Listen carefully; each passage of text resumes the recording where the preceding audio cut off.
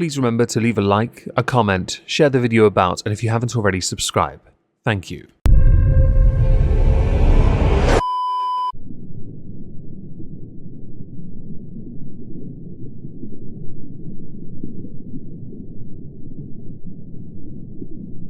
Well, isn't this just fantastic? Hello everyone, welcome to the exhibition of stupid people. Today we're going to start with a TikTok video from a user called Jameson May, all the extra wise, and no, they're not the Irish whiskey, who had recently put out a 3-minute video exposing a restaurant that she wanted to collaborate with. This video got her a fair amount of criticism, so we're going to look at that video and respond to it. I'm going to preface with the following. She considers herself an influencer. She has 10,000 followers on TikTok. I'm not entirely sure 10,000 followers on TikTok makes you anything. This is a PSA for all creators who work with food, travel, lifestyle, blah, blah, blah. I received the most horrible message yesterday from a restaurant wanting to work with them, and I need to make you aware so you guys never work with them and know your standard. So this is the restaurant. This is the restaurant. Please don't go send them any messages, but they said the most disgusting thing back to me. I have a sneaky feeling there is going to be an uptick in traffic they receive, not from people criticizing them, but people wishing to attend that location. You have unwittingly done them a service, free of charge. So I am a travel, lifestyle, fashion kind of food creator. I have 2 separate accounts. I have like a food travel account and I have my fashion account, and I make it aware that I'm the owner of this travel account from the fashion one. Just for reference so you know what's happening. I basically use the same sort of template for every restaurant and like company that I send stuff to, but then I make it personal and tell them what I think they're missing, what I can do for them, and the uniqueness of their brand. So I sent one to this restaurant. Now I already sent other ones. I've never had a problem with it ever. And then they turn around to my message and said this. I'll edit in the photo. They said this. And I'm absolutely gobsmacked. Just in case you didn't see it, it said the following. You don't seem to have any followers, maybe you should approach us when you have over 100,000. And when told they were rude, they replied, perhaps, but you're pretending to be influential on social media, and that's just not true. And rather than me just saying that you are lying and pretending to be beneficial to our business, I just said come back when you're actually able to do what you think we should engage you to do. It is rude to question something that is obviously not true. Blocked. I think they handled that quite well, because let's face it here, what influence can you have at a lower level? And if you were influential in the slightest, there would be an extra 0 on your account. I firmly believe in hard work paying off. Maybe you should do what the others do to be influencers and start hawking wares of inferior quality goods as if they're suddenly the most amazeballs things ever to exist. I had no words. I was actually like disgusted that someone could say that to another person. Like, this is clearly someone not in marketing. They don't understand literally anything. Your account and content is never ever about the follow account. That was going out the window yonks ago. It matters about your audience, your engagement, your reach, and my engagement and reach, considering I have a small follow account, is really, really good. So like, I've never had a problem with this before in my life, and they turn around and say, oh, let us know when you have 100K. Because of this, you went a bit dark on social media. In fact, on your Instagram story, you wrote, heading offline for a few days. You spoke to the Daily Mail in Australia and said, when I first outed the restaurant on TikTok, it reached the wrong audience of non-creators and influencers who didn't understand what was happening. People sent extremely rude comments that I'm just an entitled influencer who just wants free stuff and I'm complaining about it all. But you are. A lot of influencers are, in fact. I've covered some in the past who said they could boost restaurant attention using their social media in countries like Spain. We've covered them on this channel. They did drive up that additional traffic, but they also still had to pay their sodding bill that they tried to get out of because they're an influencer. Cool, I could have 100K and I'm having 2 people comment and 1 person save. What, like, is that what you want?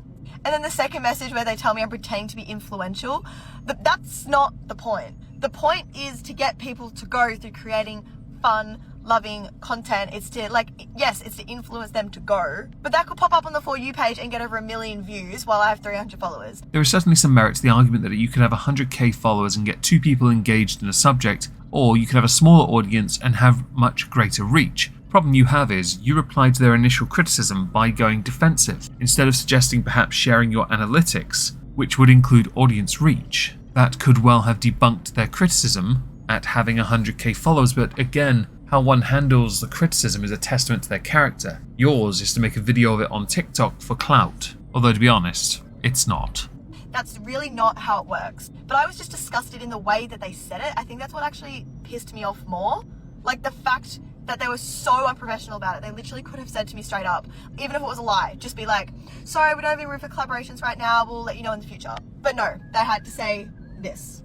And I just wanted to let you all know I wasn't going to out them originally, but I put on my Instagram story. I had over 60 people respond, like with messages, and over 1,000 people saw the Instagram story of me saying it. Oh, so it is juicy clout then. You had 60 people respond to you mentioning this on Instagram. Jeez, I guess I should do more response videos to comments I get on cat pictures on Insta then. Or the 1 or 2 comments I get on the whiskey account I have linked in the comment down below. Not worth a cork, by all means follow us. Yes, you're an idiot. And we're going to move on now, you entitled brat. Let's talk about PewDiePie. Back in 2022, PewDiePie moved away from the United Kingdom and with his wife moved to Japan. He has recently directly called out creators and influencers, so yes, we're keeping in theme here, who are going to Japan. Hell, I've been doing this a bit recently on my Twitter because I've seen an uptick of touristy types, influencers, going to places they probably shouldn't go to, like Kyoto, and just harassing locals for the attention. In the case of PewDiePie, he has made it a point to call out Johnny Somali,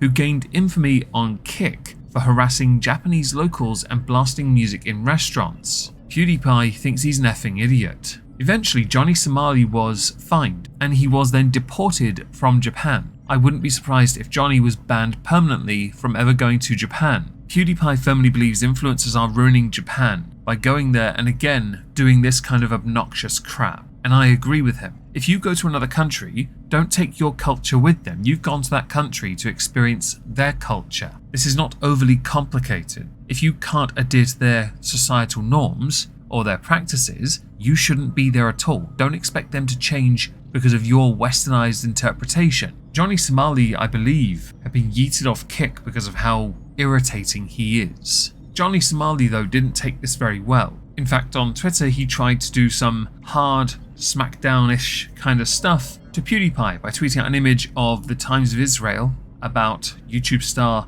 being in trouble because of the N-word, saying, "He ain't my OG, the new generation, we run this now. Buddy needs to shut the F up and retire. Racist against blacks and an anti-Semite. This hypocrite has no room to even discuss me, especially with misinformation and lies. 1. I was never charged for trespassing in Osaka. 2. I'm not permanently banned from Japan. 3. He called me a terrorist, very interesting use of language that could be racially motivated, definitely defamatory and considered slander and libel. See you in court, Felix." The thing here is, Rubber Johnny, you may consider what he has said to be defamatory. Base it on what you were doing in Japan and what the Japanese culture, norms and practices dictate your actions to be, not what you base it on based on English or westernized interpretations. Again, a lot of the crap that you consider acceptable or not acceptable language-wise in the UK is not the same as Japan. For example, they will openly mock someone for being fat. I've covered them here, it is true. Over here in the United Kingdom,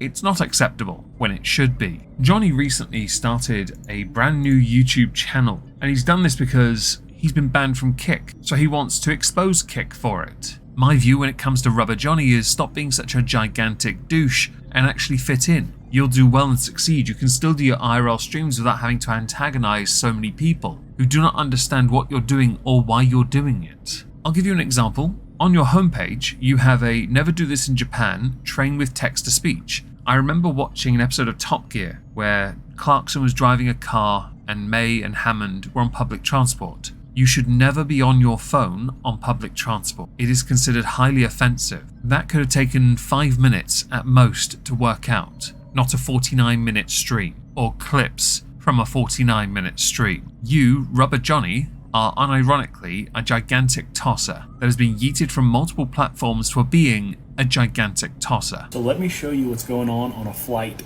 right now. Right now there is a flight from Munich, Germany to San Francisco, and that's this guy right here.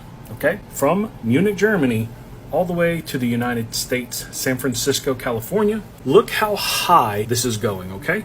On the globe, it has to do an arch to come back down here. Sort of what happens when you depict a spherical body onto a flat screen like that. And if we take a look at the Great Circle route between Munich and San Francisco, you will see that it does indeed go over Greenland.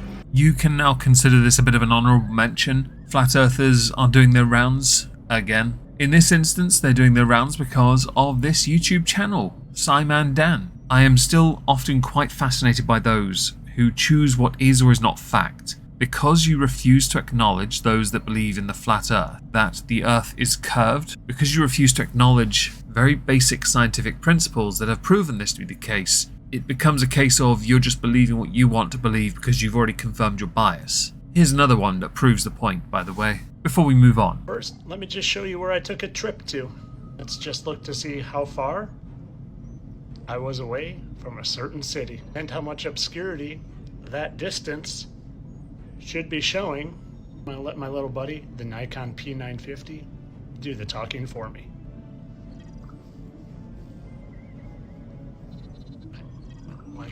Why can I see that?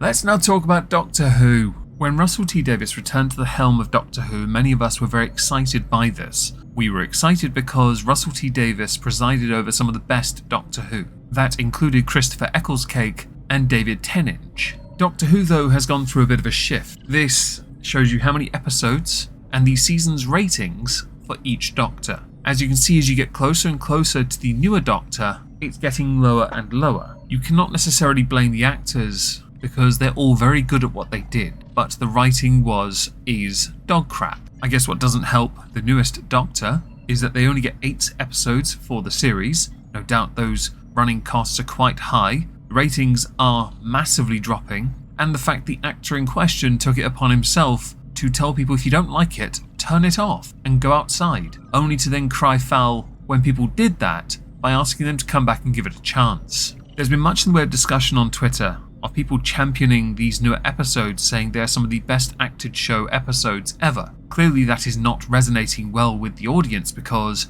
what started with a debut of 7.5 million has now gone down to 3.5, and that's after enough time has passed for people to appreciate the episodes. Part of me understands that with a new Doctor they're going to try and entice a newer audience. My big issue and my big gripe is you are taking away from what made Doctor Who great to push an alternative message that does not resonate with the wider audience. Because it looks force-fed and because the writing is weak, the episodes themselves are just pushing people away. Add to that you are not committing to a full series, something which you had to do during the time of Jodie Whittaker, which speaks volumes about the quality of the content, because I know that the 13th series was seen as a risky one, but it was not well received, and for good reason. Radio Times put out an article, which is why I'm doing this in the first place, talking about how the consolidated ratings for the newest episode, which don't feature on the ratings there, has actually gone up slightly. But they do agree that there's still a decrease on the consolidated 7-day ratings. These consolidated changes in the ratings and viewership is considered what's making it weaker, because the episodes are dropping first at midnight on BBC iPlayer and fans are racing to watch it early in order to avoid spoilers. A consequence of social media, I guess. I guess my query is, because these episodes are more expensive to make, have you considered going back to basics and stop trying to make them as expensive as humanly possible? Doctor Who is not a movie. The last time they tried that, it killed the franchise for a number of years. Instead, use the money you'd save on hiring better writers.